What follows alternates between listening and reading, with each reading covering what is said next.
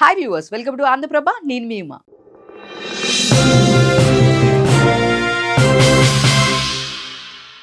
విజయ్ దేవరకొండ మరియు రష్మిక మందనాల వివాహ వేడుక సంబంధించిన ఆహ్వాన పత్రిక ప్రస్తుతం సోషల్ మీడియాలో హాట్ టాపిక్ గా మారింది. వీరిద్దరి కెమిస్ట్రీ వెండి తెరపైనే కాదు, నిజ జీవితంలో కూడా పండబోతుందని ఈ లెటర్ స్పష్టం చేస్తుంది. వీరి ప్రయాణం 2018లో వచ్చిన బ్లాక్ బస్టర్ హిట్ గీతా గోవిందం సినిమాతో మొదలైంది.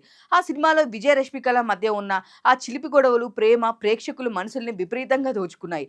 ఆ తర్వాత వెనువెంటనే 2019లో వచ్చిన డియర్ కామ్రేడ్ చిత్రంలో వీరిద్దరి మధ్య జంటగా నటించి ఎంతో ఎమోషనల్ అండ్ ఇంటెన్స్ లవ్ స్టోరీని పండించారు. ఈ రెండు సినిమాల చిత్రీకరణ సమయంలో వీరిద్దరి మధ్య మంచి స్నేహం ఏర్పడిందని, అది కాస్త కాలక్రమేణా గాఢమైన ప్రేమగా మారిందని సినీ వర్గాల సమాచారం. గడిచిన కొన్నేళ్లుగా వీరిద్దరు కలిసి వెకేషన్లకు వెళ్లడం, ఒకే రకమైన ఫోటోలను సోషల్ మీడియాలో పోస్ట్ చేయడం వంటి అంశాలు వీరి ప్రేమపై ఉన్న రూమర్లు బలంగా చేకూర్చాయి.